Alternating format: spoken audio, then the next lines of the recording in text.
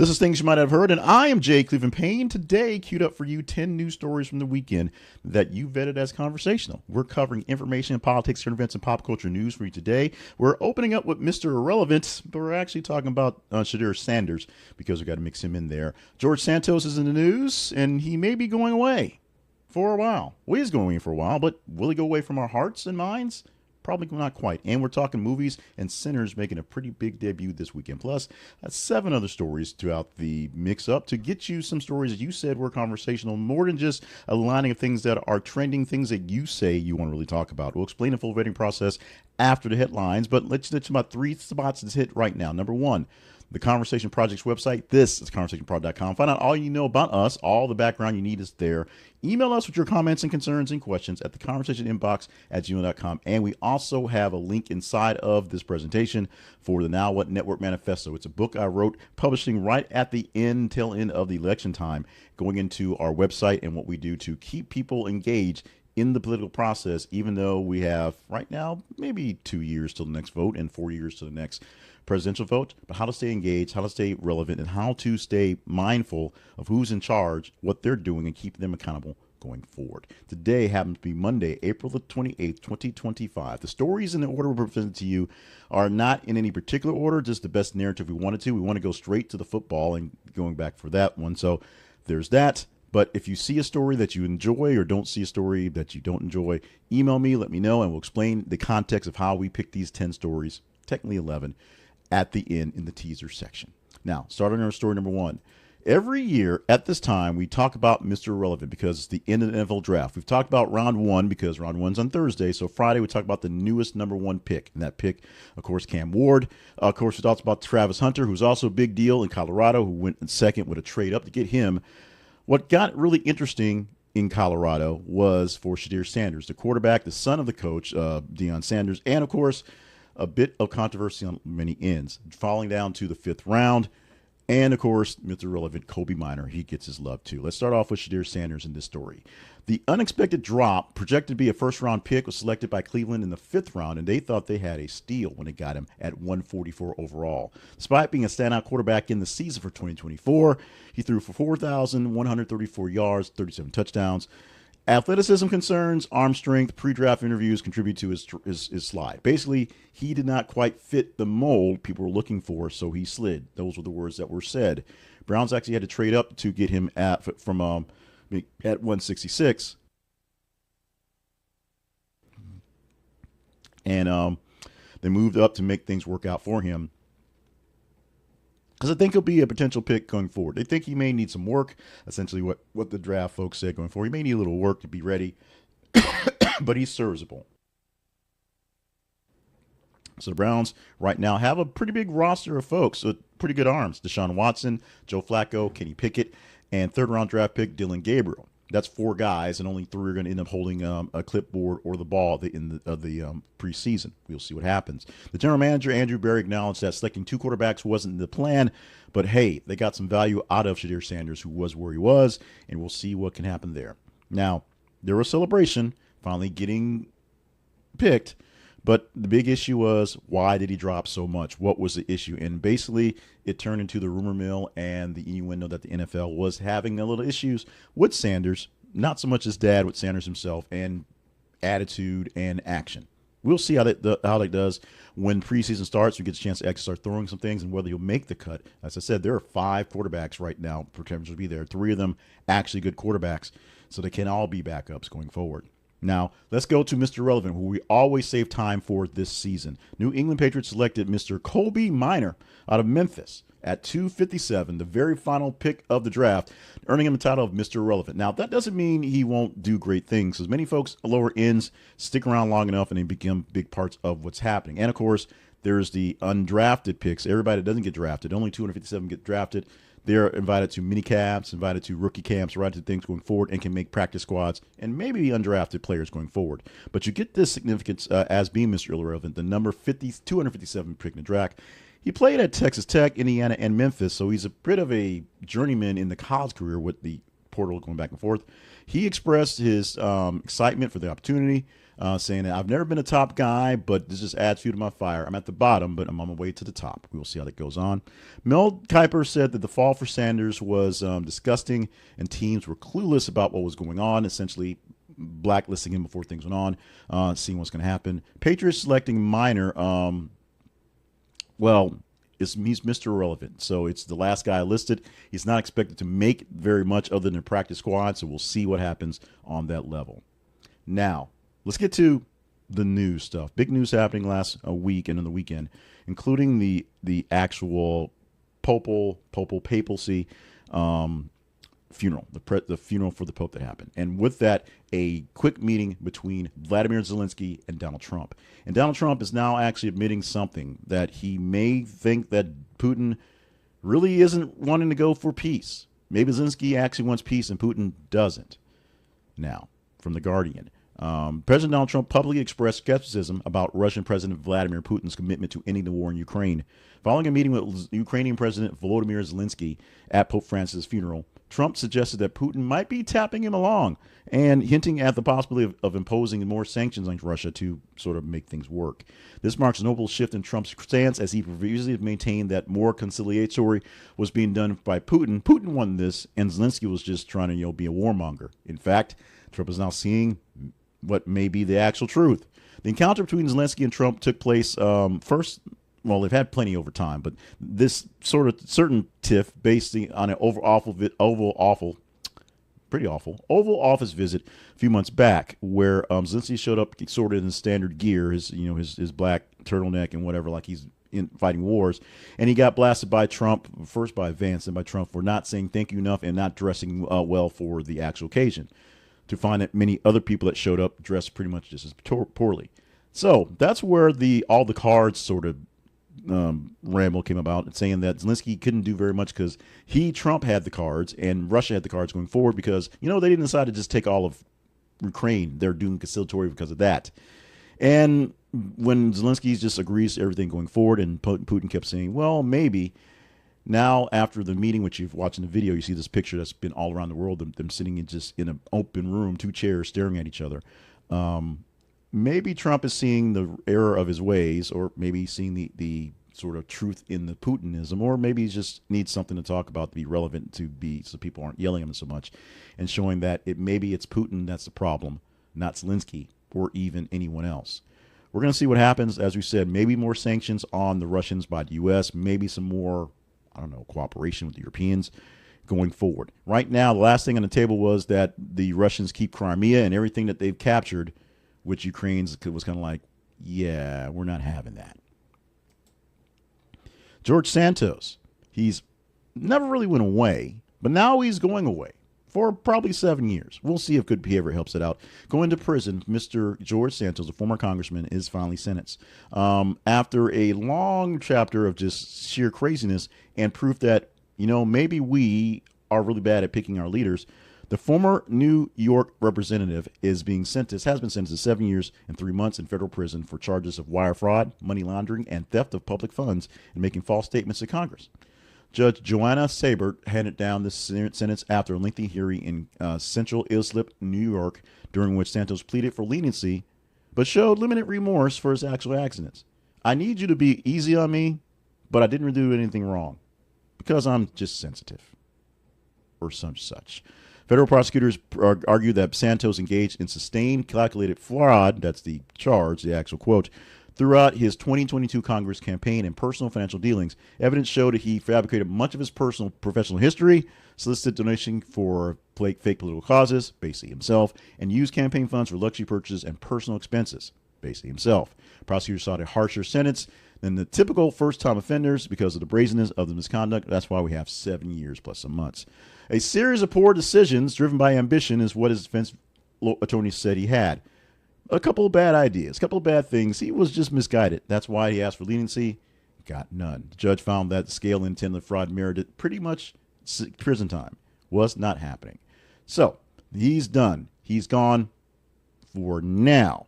How will he emerge after he comes to his prison time? Who knows? These people always find a way to come back and do something relevant. Probably Big Brother. Maybe Survivor. We shall see. We're not done with George Santos, we don't think. But for right now, we've got at least, I'll say at least 4 years before we can get good behavior to get out of jail. This story is developing, and we talked about it over the weekend. We had some hot clips on this one. I had some commentary on this one. But here's one that where we get the real sort of the controversy part of it, where it got to be a big deal because the administration gets a chance to sort of wave its hand and say, look at what we're doing, in the process of maybe overdoing it. Now, Kath Patel, the FBI director, posted on social media this picture. If you're watching the video, you see the picture. There are faces of 2 agents who are blurred out, and 1 agent has his back turned. And the woman being walked to the car is the Wisconsin judge who was arrested for aiding and abetting an illegal person from being captured by ICE. That happened. But the legal concerns about this point here is the actual perp walk picture, which, if you remember Mangione, this is weak. Kath Patel needs to work on his perp walk game, definitely. But the issue happens for Friday when Kath Patel actually put this on X, formerly Twitter, showing Milwaukee County Circuit Judge Hannah Dugan in handcuffs being escorted by law enforcement officials to a car. The image caption, "No one is above the law," has ignited controversy over potential violations of Department of Justice policies regarding the dissemination of arrest photographs, which is the issue. Not so much here the case, but this is Kath Patel just basically being a jerk because he can. The DOJ's confidentiality and media constraints policy advises against releasing photographs of defendants unless it serves a law enforcement function or is already part of the public record. Remember Eric Adams and his perp walk with Mangione. We talked about it almost a moment ago, just in brief things.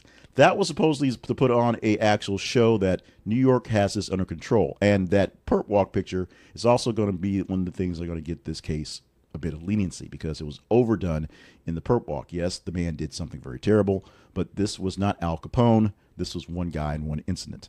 Our Attorney General Eric Holder actually implemented this policy way back, going back, and he criticized Patel's posts, basically saying that he's trying to intimidate and just be, as I've said earlier, a jerk. Now, Judge Dugan was arrested for allegedly aiding an undocumented immigrant, Mr. Eduardo Flores Ruiz, in evading immigration and customs enforcement. She faces charges of obstruction and concealing an individual to prevent arrest. Dugan's attorney contends that the arrest was unnecessary and not in the interest of public safety. The whole thing was not necessary. You can go back and see what happened with her. Basically, the ICE agents were outside the door of her courtroom. She said they could not come in the courtroom and arrest him, and she walked Mr. Ruiz Flores out the back door. Flores Ruiz, I do it all the time. Flores Ruiz out a back door to try to evade capture. The ICE agents found him and got him anyway. That happened. This is going to be something going on for a while, as this is one of those, I will say, this may be an actual advocate judge. This may be an actual resistance fighter going forward. But is this fight worth it? Most people will actually boil it down to a no.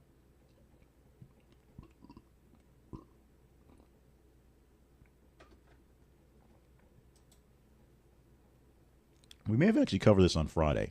I have to go look back. And then when the kind of whirlwind that was working for this Monday, we put a lot of new things into the work. So if you're a old reviewer, you'll see some new quirks going on here. But this got pulled in and it said all the love, all the numbers. I think it was a very, very early post for Friday, so it had the numbers. And so because of that, it's in the range. We're in it talking again because we need to talk about it again, actually. The administration actually confirmed that ICE agents arrested Mahmoud Khalil without a warrant. Administration actually acknowledged this, that the ICE agents came in and picked up Mahmoud Khalil, the Columbia University graduate student and lawful permanent resident of the U.S., without an actual warrant. The court filings revealed that ICE agents detained the Khalil on March the 8th on 2025 at his university-owned apartment in Manhattan, citing concerns that he might flee before the warrant could be obtained. There's the thing there. So if you have someone that's so dangerous, by the time you get the warrant posted, but you're pretty sure it's going to happen, it takes some time, you want to get them covered before it goes on. The problem is, they're disputing, this legal team is disputing the whole claim, saying that he remained calm, he didn't try to run, he was compliant the whole time, he was not a flight risk, and the fact that he's being held in it all is kind of a fluke, is an easy way of saying it. A tactical term, more tactical term would be just kind of jerk move, as we used a lot in the last story. His arrest occurred amid the Trump administration's intensified scrutiny of pro-Palestinian activism on college campuses. The point is to basically fight anti-Semitism, which means anything pro-Palestine is anti-Semitic. That's our reasoning. They allege that Khalil's participation in campus protests, actually organizing some in the case with Hamas, as it made him a designated terrorist, With Hamas as a designated terrorist group makes him a part of a terrorist group, and his presence poses a adverse effect on foreign policy here in the United States. One thing that we did not know about naturalization for immigrations and folks that are here on resident citizenship is they actually do not have they have all the rights to due process. Let's not do that. Everyone has due process. They don't have all the rights of free speech that most of us have as U.S. citizens and as born citizens, because essentially the thought process is someone can come over here, they can be naturalized, and then they can come in and cause havoc because that was the plan. Sleeper agent type stuff, if you will. Following his arrest, Khalil was transferred to LaSalle Detention Center in Louisiana. He is waiting something down there. No actual real charges have been there. Denied temporary release to attend the birth of his son in New York City. His wife, Dr. Noor Abdallah, is a U.S. citizen.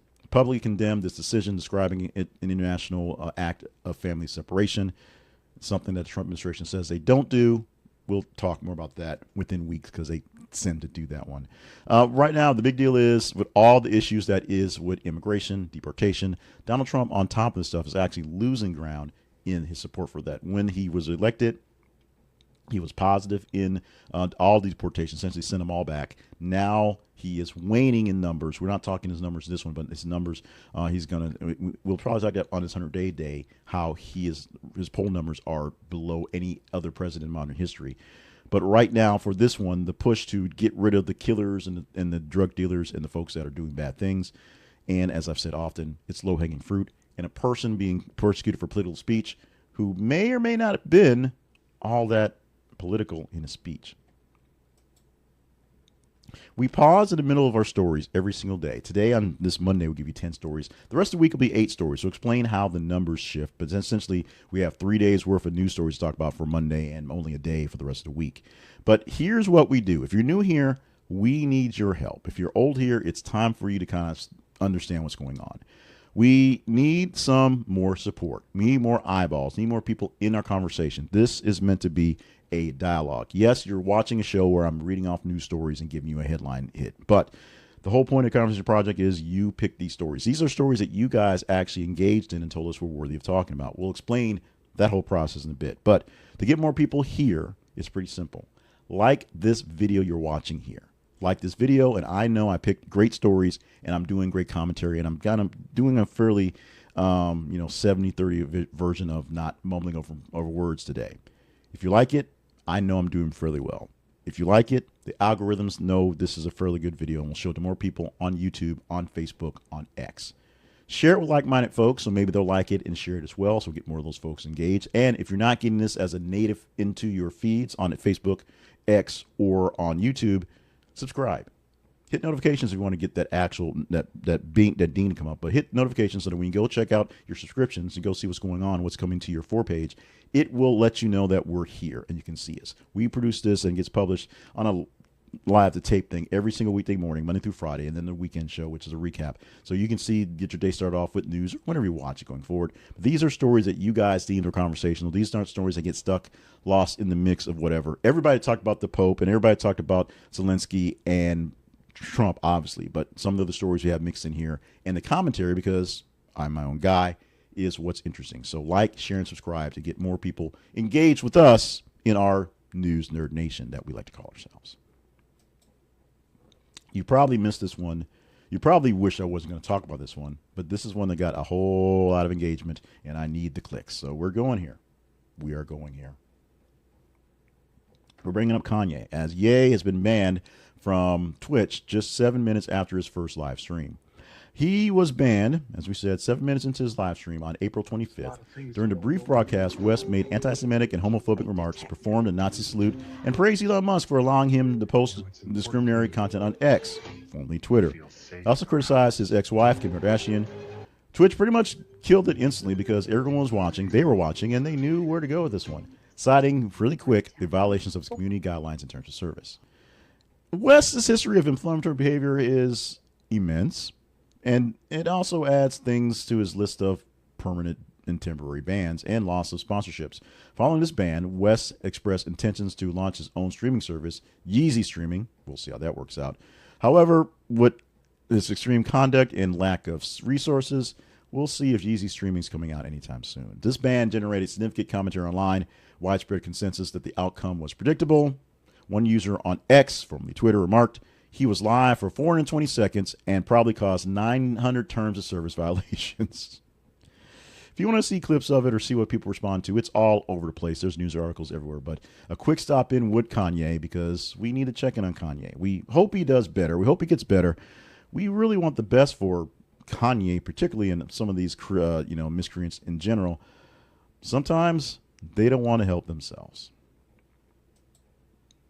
We wrapped up Friday talking about Nintendo Switch and how the pre-orders were going off like gangbusters. Pre-orders were nutballs for the Nintendo Switch at $450 and $500 for the non-Mario version and the Mario version themselves.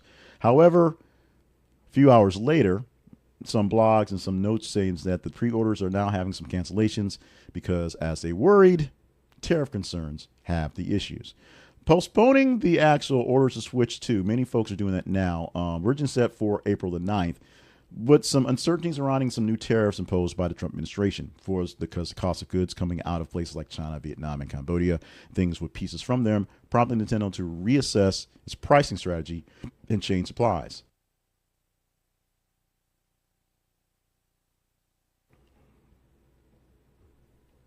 So pre-orders actually did open up on Thursday.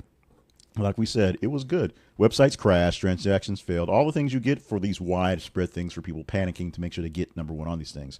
Target and Walmart faced plenty of criticism for their handling of pre-order process because of the chaos. But the chaos also had people to announce ways to work things out, including having GameStop having measures to cancel duplicate and bot-generated orders and free up inventory for genuine customers. So they're doing the best to get people in there. But the biggest issues is the price, the inventory, how things will work out. They still have not figured out what's going to happen as tariffs will be released by the time this thing comes to us. Maybe because Trump's, going back and forth. China's getting tariffs. Everybody else is sort of on the fence. Nintendo acknowledged the high demand and issues facing during the pre-order phase, and of course the added stress of the tariffs here in the United States going forward. The launch date officially remains June the 5th, where by that time all nations under the sun should have some sort of tariff put upon them for the price. And that price addition may end up being a late mint addition to your console before it gets to you. No one knows yet. We shall see. Big box office weekend where Sinners scoring $45 million in the opening, the big opening, we just said, while Revenge of the Sith, the 20-year re-release of the movie, has edged out Accountant 2. So the math wasn't quite mapping there. And yeah, Minecraft is still out there. So, but let's talk about Ryan Coogler's horror film Sinners. Strong performance, $45 million domestically in the second weekend. The real big opened only six theaters last weekend, and so it's there. So it's a 6% drop, if you will. But last week it opened up to 6 theaters. This week it's opened up to many more. And the sort of question mark on this is it a big film? Is it going to make any big deals? People are focusing on the fact that it made a little less money in the second week with more opens, but more people got the hype to that.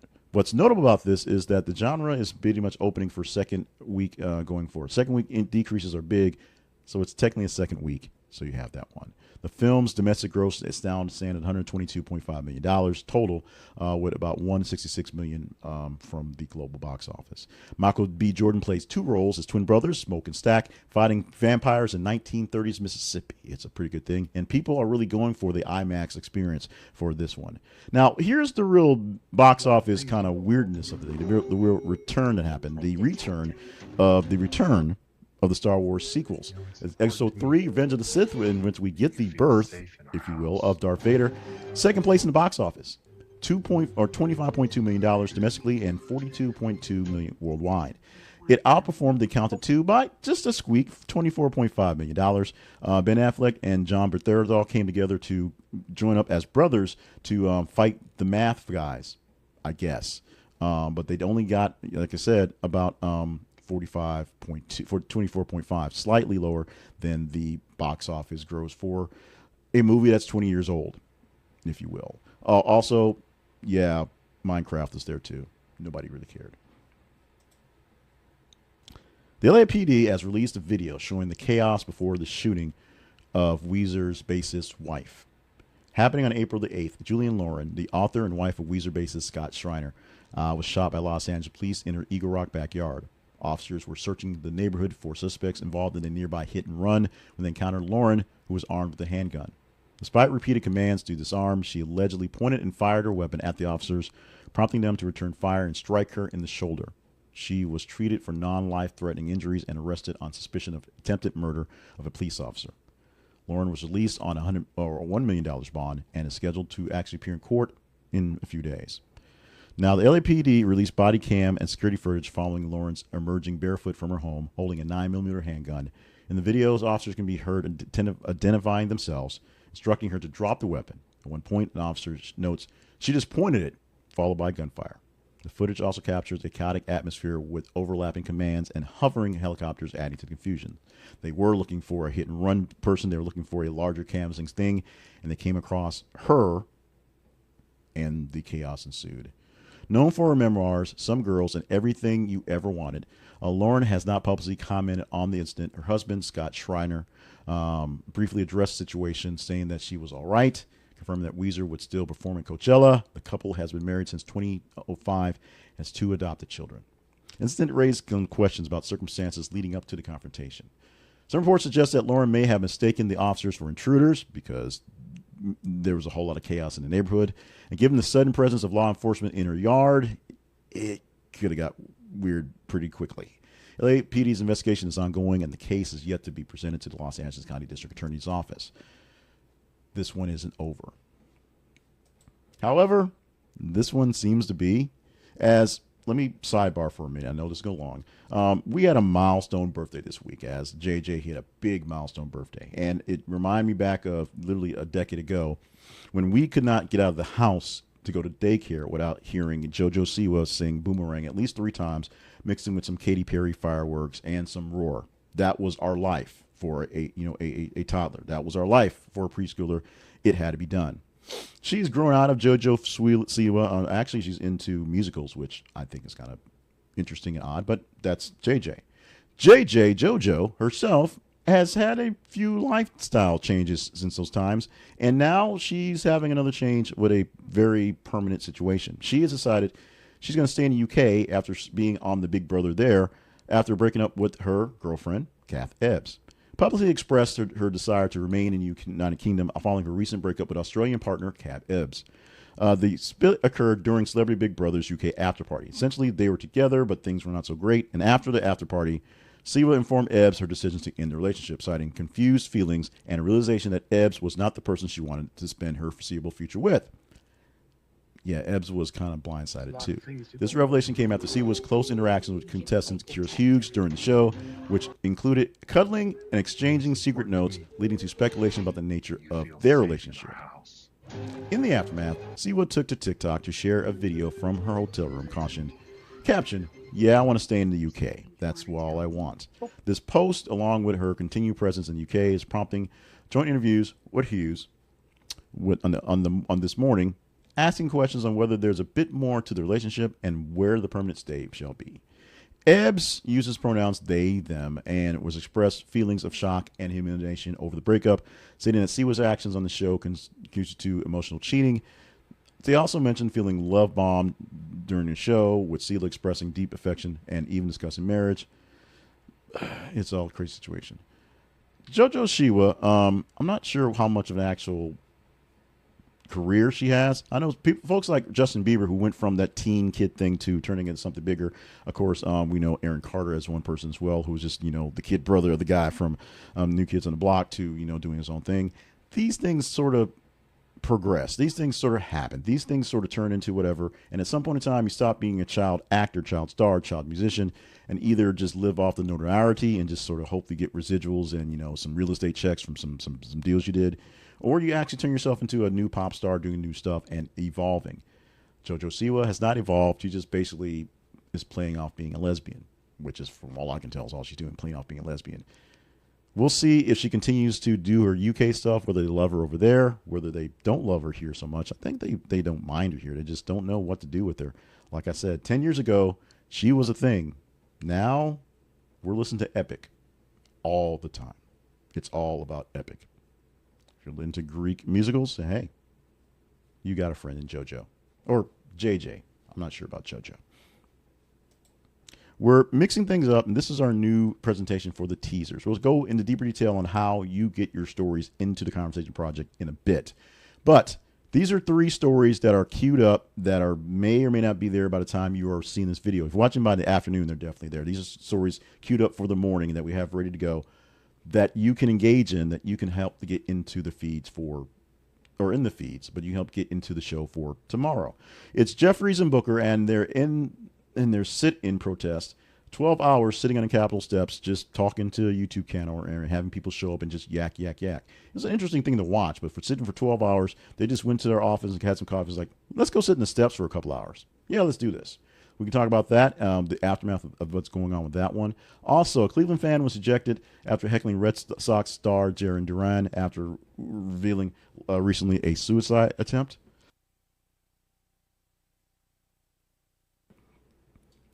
And a deeper story with Shedeur Sanders, where on day 2 of the draft, he got a call. He got a call from what is it? The Falcons say the defense coordinator's son, Urich's son, was responsible for the prank call for Shedeur Sanders. He's a good guy out of Ole Miss. The kids are from Ole Miss, I think, and they called a call saying that a team had drafted the Saints are going to draft them, and they had all things going there with the prank going forward. We could talk about that as well. We can go deeper into this one as we'll talk more of the aftermath of the draft as they kind of play people out, because it's still a big deal. I'm a big sports fan. We'll go with that one. Last weekend, on Friday, we teased about the Trump store selling the Trump 2028 merch, and we almost put it in there. We almost swapped it out for the Khalil, Mahmoud Khalil story, because I thought maybe I overdid it. But we decided that story, talking about that, was more important. And we'll have plenty of time to talk about Trump's 2028 plans as we get closer to 2028. Today's sponsor is me, or one of my projects in the More Better Media multiverse, if you will. It's the Now What Network Manifesto. Now, I have written many books. I've published many books, self-published, so it is what it is.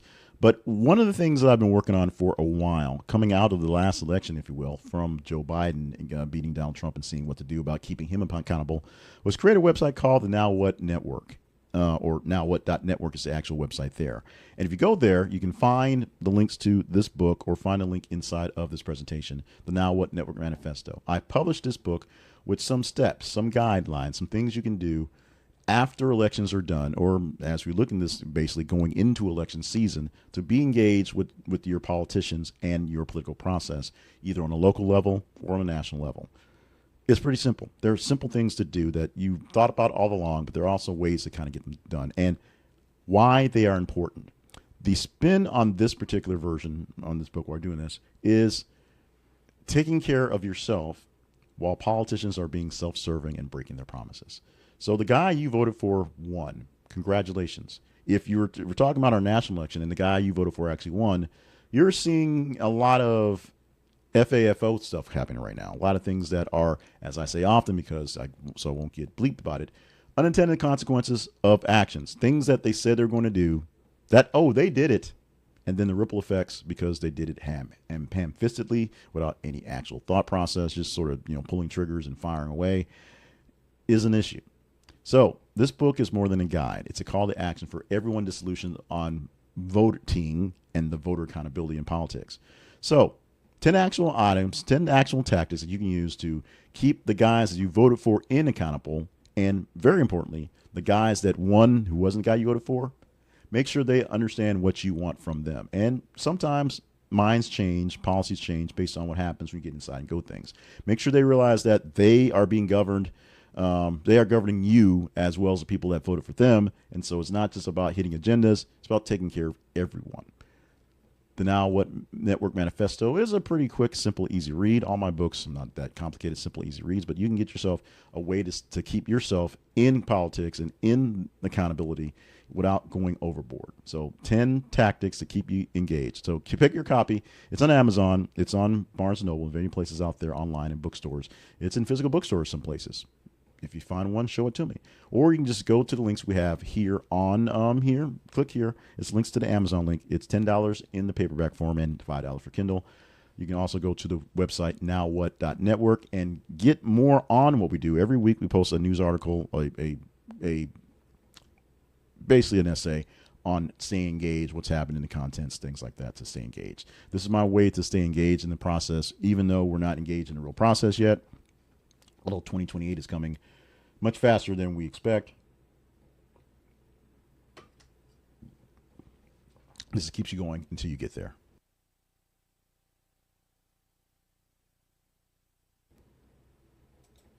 For those of you who are new to here and gotten this far, thank you so much.